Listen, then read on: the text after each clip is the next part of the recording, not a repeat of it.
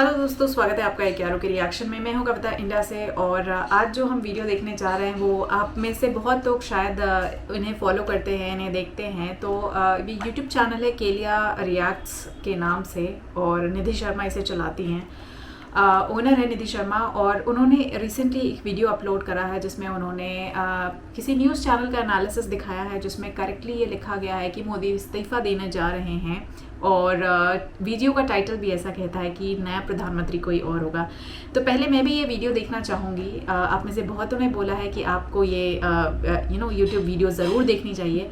तो पहले हम भी इसे देखते हैं और उसके बाद ही एनालिसिस करते हैं। बीच में निधि शर्मा का यूट्यूब चैनल भी ब्लॉक हुआ था कुछ कारणों की वजह से। एग्जैक्ट कारण पता नहीं चल पाए थे, बट आइए देखते हैं पहले इस वीडियो को, उसके बाद हम इसके बारे में बात करेंगे डिटेल में।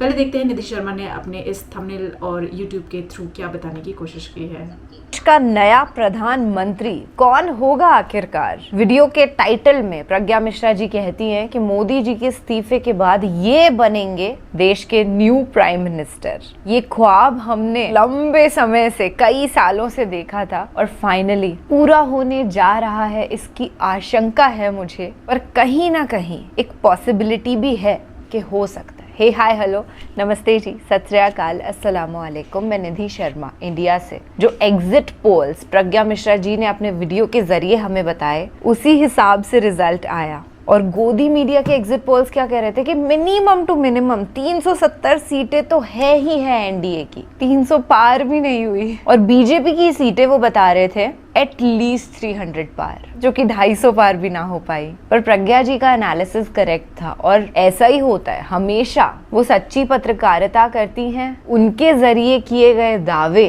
कभी गलत साबित नहीं होते। लोकतंत्र का गला घोटते गोदी मीडिया के पत्रकारों को थोड़ी तो शर्म आती होगी इन्हें देख करके, पर खैर वो तो दलाली ही ना लेते ना, अगर इतनी सी भी शर्म बाकी रह गई होती उनके जहन में। हमारी यही प्रार्थना है कि नीतीश बाबू इंडिया गठबंधन के साथ जुड़ जाएं और मोदी जी को एक करारा झटका दे दे। आई एम प्रिटी श्योर आपकी भी कहीं ना कहीं ये ख्वाहिश होगी। चलिए प्रज्ञा जी को सुनकर के थोड़ा जागरूक और हो जाते हैं, उसके बाद अपनी इस डिटेल्ड कॉन्वर्सेशन को कंटिन्यू करेंगे। नमस्कार दोस्तों, नरेंद्र मोदी ने सारे कर्म कर दिए लेकिन बहुमत नहीं ला पाए।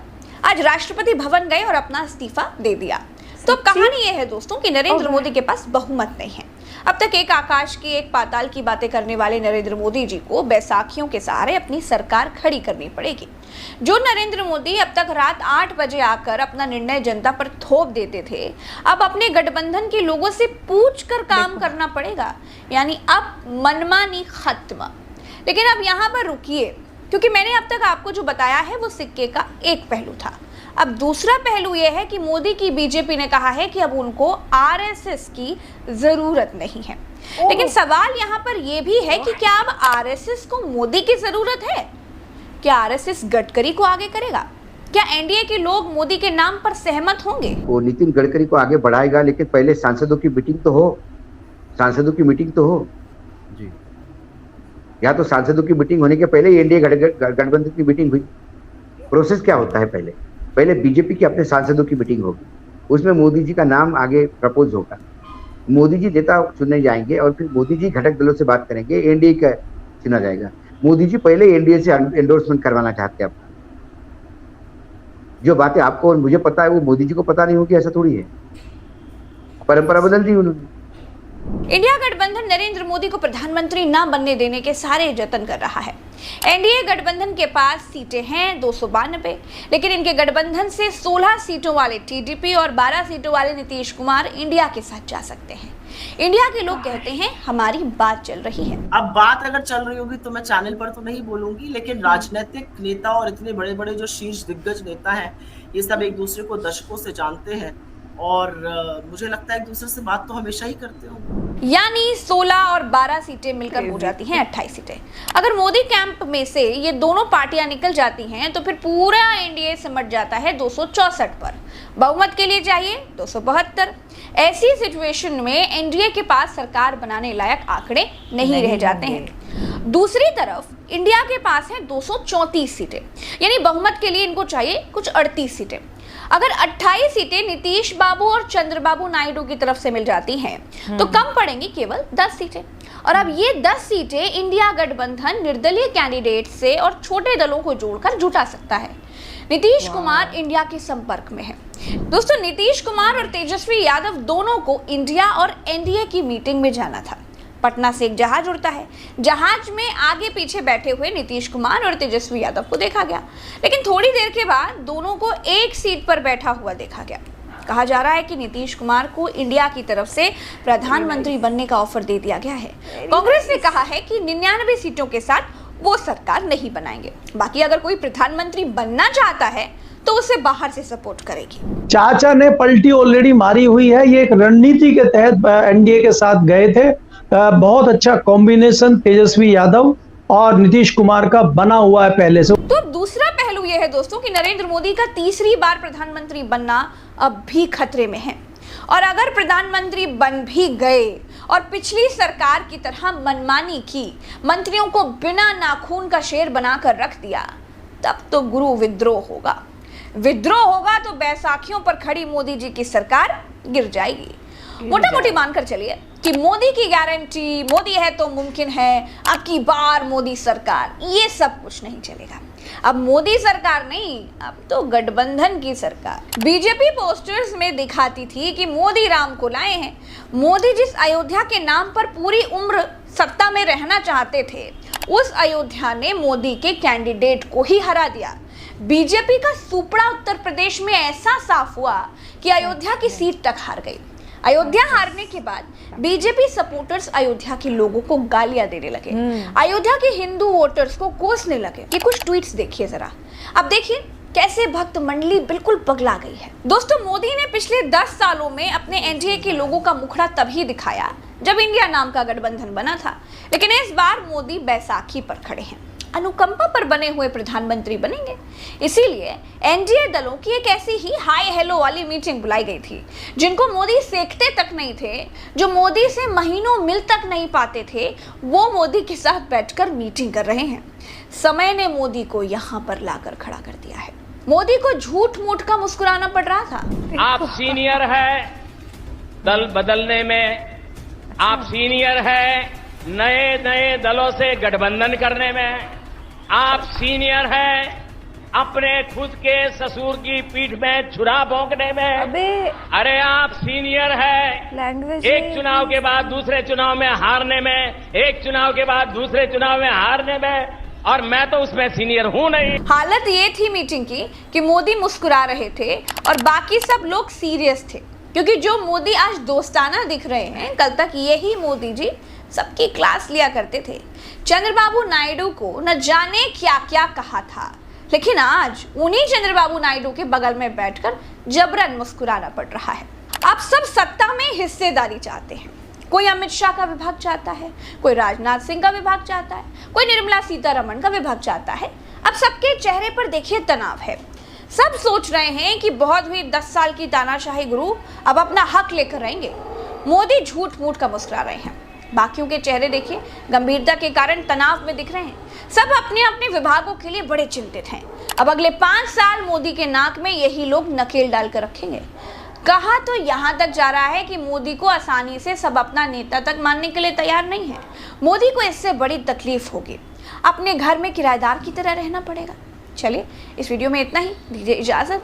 राम राम तो अस्सलाम, जय हिंद। जय हिंद। और किराएदार तो हैं ही, कोई ज्यादा मकान थोड़ी है, उनकी कुर्सी जिस पर वो बैठे हुए हैं एक ना एक दिन तो किसी और के पास जानी ही है ना, कोई परमानेंटली उस पर नहीं बैठ सकता है। कलाम साहब की जो फिलॉसफी थी, जो पॉलिटिकल विजडम थी, उसको ये लोग कभी मैच नहीं कर सकते हैं। ये कहाँ अनपढ़ गंवार लोग। और नेता तो मोदी को तब मानेंगे ना पैनल वाले, जब वो नेता बनेंगे, जब वो प्राइम मिनिस्टर बनेंगे। और अभी ऐसा हो रहा है कि अगर नीतीश बाबू ने इंडिया के साथ अलायंस बना लिया तो वैसे ही ये लोग हिल जाएंगे। और फिर अगर टीडीपी भी एनडीए से बाहर निकल गए तो फिर तो मोदी जी का प्राइम मिनिस्टर बनना इम्पॉसिबल है। So I really hope this happens. और कल ही के दिन की बात है, मैं व्हाट्सएप पर स्टेटस देख रही थी और एक पुराने जानकार जो कि फिलहाल अंधभक्ति में इंडल्ज्ड हैं, उनका स्टेटस आया। उसमें बड़ा सारा ऐसे पैराग्राफ लिख रखा था कि योगी जी को उनकी जनता ने बैक स्टैब किया है, पीठ पीछे छुरा घोंप दिया गया। जबकि योगी जी ने तो राम जी को भी लाए, मंदिर बनवाया, सड़कें सुधारी, विकास करा, पर फिर भी उनकी जनता ने ना उनका साथ नहीं दिया। अब इन लोगों को कौन बताए कि मंदिर बनाने के चक्कर में जो मासूम अयोध्या के वासियों के घर टूटे हैं और उनको कोई मुआवजा भी नहीं मिला ऐसा कि जिससे वो दूसरा नया घर खरीद लें, क्या उनकी हाय योगी जी को नहीं लगेगी, मोदी जी को नहीं लगेगी? अंधभक्त सोच रहे थे कि जो इंडिया अलायंस को सपोर्ट करने वाले लोग हैं वो 4 जून को कहीं गायब हो जाएंगे, किसी बिल में घुस जाएंगे, जबकि असलियत में इसका उल्टा हो रहा है। सारे अंधभक्त गायब हो चुके हैं। मोदी जी को खुद को कितनी एक्स्ट्रा ओवर एक्टिंग करनी पड़ रही है खुश होने की। पहले तो असलियत में खुश होते थे क्योंकि बहुमत की सरकार बनती थी, एक अलग ही लहर थी देश में, पर अब वैसा कोई सीन नहीं है। तो दोस्तों ये वीडियो हमने देखा। फर्स्ट ऑफ ऑल मैं कहना चाहूँगी I am not taking anybody side, but मैं अपने थॉट्स को यहाँ पे कन्वे करना चाहूँगी। सबसे पहले आप सबको मैं बता दूँ कि ये जो दोनों वीडियो, चाहे जो निधि शर्मा ने बोला हो या जिस वीडियो पे उन्होंने रिव्यू करा हो वो न्यूज़ चैनल, जो इस्तीफ़ा देना है दैट्स अ प्रोसेस ऑफ, जो हमारा कॉन्स्टिट्यूशन कहता है कि नई पार्लियामेंट, नई सरकार बनने से पहले पुरानी सरकार जो है वो डिज़ोल्व होती है, और डिज़ोल्व होने के लिए प्राइम मिनिस्टर इस्तीफ़ा देने गए थे। इसलिए नहीं कि वो हार गए या दुनिया उन्हें नहीं चाहती है या उनकी पार्टी के लोग उनके नहीं चाह रहे। तो सबसे बड़ी अफवाह तो ये है, इट्स अ प्रोसेस।